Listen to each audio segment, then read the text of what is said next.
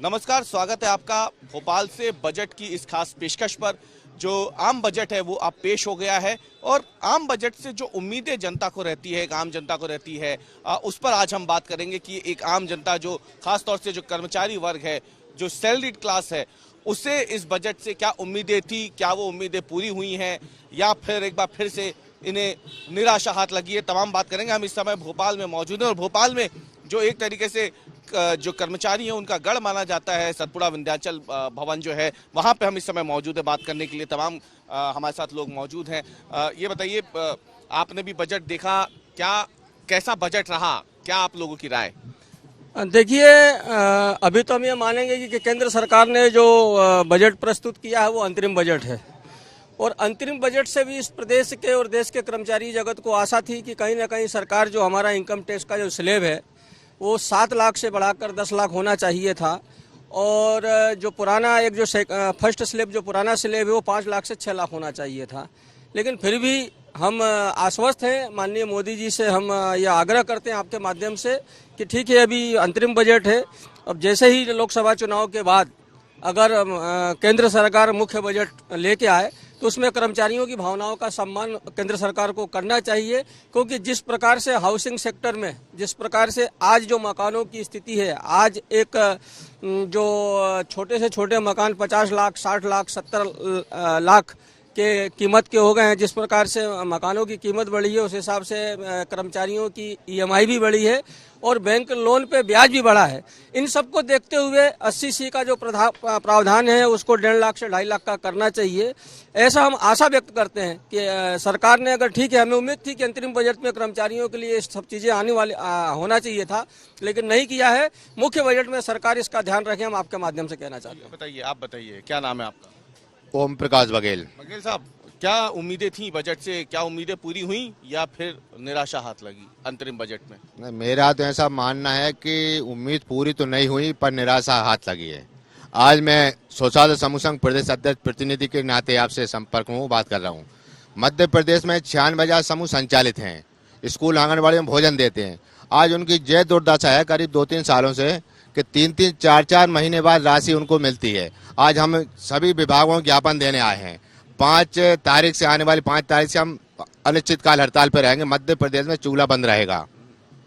ये बताइए ना, क्योंकि आप बता रहे हैं स्व सहायता समूह से जुड़े हुए कामकाज भी आप देख लेते हैं। 3 करोड़ लखपति दीदी बनाने की बात भी हुई है अंतरिम बजट में, क्या इससे कोई फर्क पड़ सकता है? नहीं, कोई फर्क नहीं पड़ेगा। देखो, अभी तो अगले उसमें जो लाडली बहनें थी 1 लाख 1.5 लाख वो हटाई गई हैं, 1 लाख 1.5 लाख हटाई गई हैं। और अभी भी हमारी महिला बाल विकास से सभी विभागों से जानकारी ली जा रही, समूहों के अध्यक्ष सचिव एवं रसोईया कितनी लाडली बहनों में जुड़ी हैं। हमें कहीं ऐसे आशंका है कि इनको कहीं 1,000 रुपये से अछूते न रह जाएं। अच्छा, ये और आप लोग बताइए, आप लोग भी बताइए, बड़े आप लोग के दफ्तर भी शुरू होने वाला होगा, लेकिन किस तरीके से इस अंतरिम बजट को लेकर के आप लोगों के अंदर उत्सुकता थी? अभी तो अंतरिम बजट है, तो हम पूरी उम्मीद करते हैं कि जब पूर्णकालीन बजट आएगा जुलाई में, तब केंद्र सरकार जरूर जो निम्न आय और मध्यम वर्ग आय वाले कर्मचारी, चाहे वो कर्मचारी हो या किसी भी वर्ग के हो, उनके हितों का ध्यान रखेगी और कुछ जो 80C में और जो स्टैंडर्ड डिडक्शन है बाकी में कुछ रिलीफ देगी। क्या आपको लग रहा है सर कि ये मध्यम वर्ग जो वर्ग होता है, कि सरकार की टू डू लिस्ट में कहीं आता भी है या नहीं? अभी तक तो ऐसा प्रतीत हो रहा है कि सरकार की लिस्ट में ये आ ही नहीं रहा है मध्यम वर्ग, खासकर कर्मचारी वर्ग तो बिल्कुल नहीं आ रहा है। हर साल हमें निराशा मिलती है इस बजट से, केंद्र सरकार के बजट से। इस बार भी हमें बड़ी उम्मीद थी कि कुछ ना कुछ होगा कर्मचारियों के लिए, लेकिन कुछ भी नहीं हुआ। टैक्स स्लैब में कोई बदलाव? कोई बदलाव नहीं हुआ है। बदलाव होना चाहिए था, हम लोगों को छूट मिलना चाहिए, क्योंकि हम लोग इतना टैक्स भर रहे हैं जिसका जवाब नहीं। बदले में कुछ मिल पा रहा है? योजनाओं का कोई लाभ? कोई लाभ नहीं, कर्मचारियों को कोई लाभ नहीं मिल रहा है। यहाँ तक कि न पदोन्नति हो रही है, न प्रमोशन हो रहा है, कुछ नहीं हो रहा है। तो हम उम्मीद करते हैं कि सरकार इस बात पे ध्यान दे। एक बड़ा मुद्दा आप लोगों के बीच में रहा है पिछले कुछ समय से, ओपीएस का, जिसको लेकर के आप लोग भी लगातार मांग भी सामने रख रहे थे। एनपीएस और ओपीएस, क्या आपको अंतरिम बजट में ये एनपीएस और ओपीएस कहीं इसमें आता है? अंतरिम बजट के तहत इस पे कोई प्रावधान होते हैं क्या, या इस पे कोई चर्चा होनी थी क्या? ये तो हमें नहीं मालूम है कि, लेकिन इस पे जरूर चर्चा होनी थी।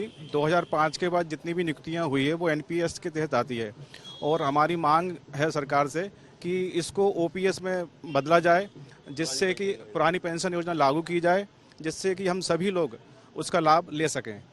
क्या अभी ओपीएस और एनपीएस में दिक्कतें आ क्या रही है? एनपीएस वालों को किन समस्याओं का सामना करना पड़ रहा है, जो आप लोग देख रहे हैं कि अगर ओल्ड पेंशनधारी जो हैं उनको ये तकलीफें ना हो रही हो? क्या समस्या आ रही है? अभी हम देखा जा रहा है कि जो अभी एनपीएस धारी हैं और जो अभी रिटायरमेंट हुए हैं, उनको किसी को 700 रुपये, किसी को 900 रुपये पेंशन बन रही है, जबकि उनकी जो लास्ट पे है वो यदि 30,000 है उदाहरण के रूप में, तो 15,000 लास्ट पे होना चाहिए, लेकिन उनको 500 रुपये, 700 रुपये, 900 रुपये की पेंशन प्राप्त हो रही है, जिससे उनका अपना घर चला पाना या इस सब भविष्य उनका उज्जवल नहीं दिख रहा है।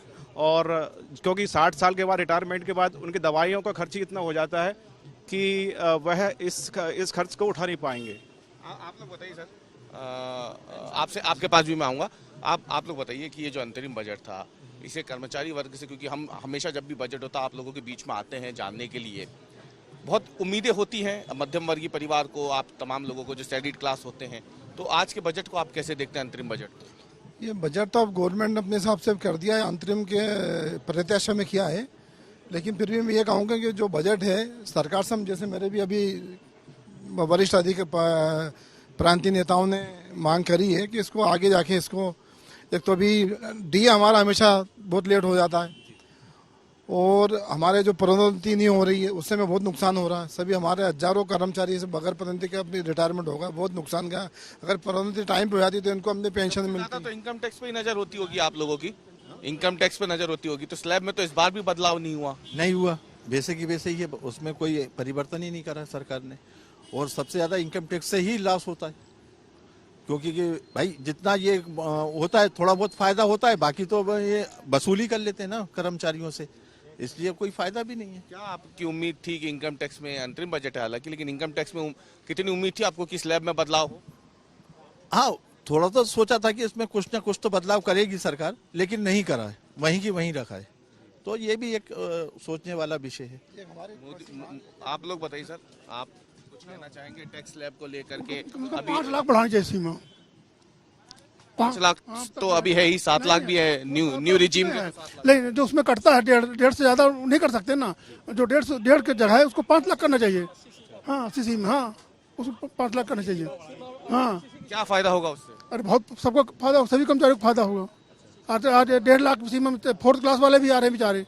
हाँ हाँ, इस पर छूट देनी चाहिए कम से कम 5 लाख से। ये जो नए सैलरी वो जो आते हैं, जो अलग अलग, वो आपको लगता है उससे कि टैक्स जो है वो और ज्यादा बढ़ता जा रहा है आम आदमी का, मध्यम वर्ग का? बिल्कुल नुकसान तो है ही, बढ़ता ही। हाँ जी, जैसे बात 80C की है, अभी 80C का जो है उसमें 1.5 लाख रुपए है सरकार का। मैंने जैसे पहले भी कहा कि आज एक 1 BHK का फ्लैट अगर आप कहीं लेने जाओ तो 25 लाख 30 लाख का होता है। भोपाल शहर की बात कर रहा हूँ, बाकी दिल्ली मुंबई जो मेट्रोपॉलिटन सिटी जो वहाँ की तो बात ही अलग है। मैं भोपाल की बात कर रहा हूँ। तो आज अगर कोई कर्मचारी 25 लाख अगर लोन लेता है तो 25 लाख में साल भर में उसको करीब 2.5 लाख से ऊपर उसका ब्याज कटता है। तो अगर 1.5 लाख जो 80C के तहत जीत दिया है तो इससे हाउस लोन लेने के बावजूद भी कर्मचारी इस दायरे से बाहर नहीं आ पा रहा है। तो मुझे ऐसा लगता है कि सरकार को 80C की सीमा भी बढ़ाना चाहिए, 7.5 लाख से उसका इनकम टैक्स की सीमा को 10 लाख करना चाहिए, और जो पुराना स्लेब है उस स्लेब को भी 5 लाख से 6 लाख करना चाहिए। आने वाला जो महंगाई बढ़ रही है, जिस प्रकार से आपका हाउसिंग सेक्टर में महंगाई बढ़ी है, और इस देश की इकोनॉमी में हाउसिंग सेक्टर का भी एक बड़ा रोल है। और जहाँ भी हाउसिंग सेक्टर में मैं मानता हूँ कि जब भी कोई, हाँ घर तो किसी को चाहिए ही, और हर कॉलोनी में आप जाइए तो 100 में से 60 कर्मचारी जगत से उस कॉलोनी में लोग पाए जाते हैं, चाहे वो सेंट्रल के कर्मचारी हों, चाहे वो असंगठित क्षेत्र के कर्मचारी, चाहे वो स्टेट के कर्मचारी हों, कहीं पे भी है, इनका एक बड़ा वर्ग होता है हाउसिंग सेक्टर में खरीदी करने का। तो मैं सरकार से आशा करता हूँ कि सरकार जो मुख्य बजट आए इसमें जरूर हम लोगों की पीड़ा को देखे, और हमारी पीड़ा को देखते हुए 80C की सीमा भी बढ़ाई जाए, और 7.5 लाख से 10 लाख इनकम टैक्स का वो भी बढ़ाई जाए। के लिए कोई योजना लाई जाए, मतलब कुल मिला के कहना चाहते हैं क्या कि मध्यम वर्ग के लिए भी कोई योजना? मूलभूत जो सुविधाएं होनी चाहिए ना गवर्नमेंट की, जैसे हाउसिंग वो है, और उपभोक्ता के लिए वो ये सब चीजें लाना चाहिए। लाते तो हैं ही, लेकिन लाते हैं, लेकिन वो उस टाइप की नहीं आती है जिससे फायदा आप लोग या सैलरी क्लास जो मध्यम वर्ग में आते हैं वो किसी उसमें नहीं आते, योजना में नहीं आ पाते? कोई योजना में नहीं आती है। फायदा ही नहीं मिलता ना। मध्यम वर्ग के लिए तो कहीं है ही नहीं योजना में फायदा। या तो उसमें उनका सीधा कहना है कि या तो हम गरीब को देंगे या अमीर को देंगे, मध्यम वर्ग को तो कहने के हम बीच में रखेंगे, हम उसका कहीं सोचते ही नहीं है। आज तक देख लीजिए कहीं किसी सरकार ने सोचा ही नहीं है। तो सबसे ज्यादा लाभ मध्यम वर्ग को ही हो रहा है। भाई गरीबी में तो आप गरीबी रेखा वालों को कहते हो कि हम अनाज दे रहे हैं, ये दे रहे हैं, वो दे रहे हैं, दुनिया भर की सुविधाएं देते हो। हमारे कर्मचारी भाइयों को कुछ भी नहीं मिलता है। भाई आज जो ने आयुष्मान कार्ड निकाला है उसमें भी हमारे को कोई सुविधा नहीं है। कोई नहीं, सही में हम लोग को नहीं मिला आयुष्मान कार्ड में। और जो सर आयुष्मान कार्ड निकाला गवर्नमेंट ने तो 5 लाख की सीमा, उसमें हम लोग को नहीं है, सिर्फ गरीबों को है। हाँ, पूरा देते हैं आप। सर्विस में आने से सभी योजनाओं का लाभ हट जाता है। कोई यानी मतलब वो सीमा में ही नहीं आते गवर्नमेंट। आपका कहना है कि मध्यम वर्ग से सरकार लेती तो बहुत है, टैक्स के रूप में वापस नहीं देती है, ऐसा कुछ है क्या? हाँ ऐसा ही है। अभी देखो मुझे अब 50,000 सैलरी मिल रही तो मैं 80,000 रुपए पर ईयर का टैक्स पेड कर रहा हूँ। जैसे देखिए कि इनकम टैक्स जो हिंदुस्तान का व्यक्ति देता है उसमें 90% कर्मचारी जगत जो होता है वो 90% टैक्सेशन कर्मचारी जगत का मध्य गवर्नमेंट ऑफ इंडिया को उसमें जाता है। आप दुर्भाग्य देखिए कि जो हमारा कर्मचारी जो सरकार को प्रति वर्ष 1.5 से 2 लाख, 2.5 लाख, 3 लाख का ऐसा न्यूनतम से लेके हम टैक्स देते हैं, लेकिन दुर्भाग्य देखिए कि हम आयुष्मान कार्ड के दायरे में हमको लाभ नहीं मिलता। तो ये सरकार की कैसी नीति है? सरकार को तो सबसे पहले आयुष्मान कार्ड का लाभ उनको देना चाहिए जो सरकार को इनकम टैक्स के रूप में राजस्व देते हैं। मिलना चाहिए नहीं मिलना चाहिए?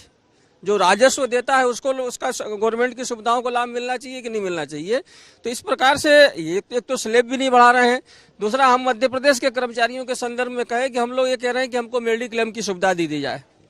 तो सरकार का ये कहना है कि भाई हम आयुष्मान कार्ड आपका इसलिए नहीं दे सकते क्योंकि आप लोग इनकम टैक्स के दायरे में आते हो। तो ये इस तरह का जो हमारा कर्मचारी जगत है कुल मिला के हमारे ऊपर जो है सरकार की योजनाओं का सबसे ज्यादा हम लोगों को नुकसान हो रहा है। कुल मिला के देखा जाए तो जो कर्मचारी वर्ग है, ऊपर से जो मध्यम वर्ग है खासतौर से, उसको उम्मीदें तो हर बार बजट में होती है लेकिन हर बार निराशी आप लोग, क्योंकि मैं जितने साल से पिछले कुछ समय से आ रहा हूँ बजट के बाद टैक्स देता है उसके लिए कोई आपसे हमने ये नहीं सुना कि आज का बजट बड़ा अच्छा है। नहीं, देखिए अब पूरा बजट मैंने देखा नहीं है, कर्मचारियों के संदर्भ में मैंने आपसे बोला है। बाकी में मैं एक चीज तो बोलूंगा कि जिस प्रकार से इंफ्रास्ट्रक्चर के क्षेत्र में मोदी सरकार ने काम किया और माननीय नितिन गडकरी जी जो काम कर रहे हैं वो वाकई में सराहनीय है और इस देश की तरक्की में एक बहुत बड़ा मील का पत्थर साबित होगा। जिस तरह से रोडों का नेटवर्क जो अपना ये हाईवे बन रहा है, नेशनल हाईवे बन रहे हैं, उसके बाद से एक्सप्रेस वे बन रहे हैं, उससे कहीं ना कहीं उस पर सरकार ने फोकस किया है और निश्चित ही इसका एक लाभ तो होगा। लेकिन कुल मिला के ये है कि जो टैक्स पेई कर्मचारी है सरकार को उस टैक्स पेई कर्मचारियों के बारे में भी थोड़ा सा विचार करना चाहिए। धन्यवाद करने के लिए। तो ये तमाम भोपाल से जुड़े थे हमारे साथ विशेष तमाम लोग थे जिन्होंने बजट को भी देखा, अंतरिम बजट का, और हर बार की तरह इनका यही कहना है कि एक बार फिर से सरकार ने जो सैलरीड क्लास एक होता है इस देश में जो कि लगातार इनकम टैक्स अपना समय पर अदा भी करता है, उनका ध्यान जो है एक बार फिर से इस बजट में नहीं रखा गया है। यानी टैक्स के रूप में इनसे काफ़ी चीज़ें तो ले ली जाती है लेकिन जब बात वापस इन्हें देने की आती है, रिटर्न ऑन इन्वेस्टमेंट की जिसको हम बोलते हैं, तब वहाँ कहीं ये जो मध्यम वर्गीय वर्ग है और जो सैलरीड क्लास लोग हैं वो खुद को ठगा हुआ सा महसूस करते हैं। कैमरामैन अमरीश के साथ अवीश पाल सिंह, MP तक।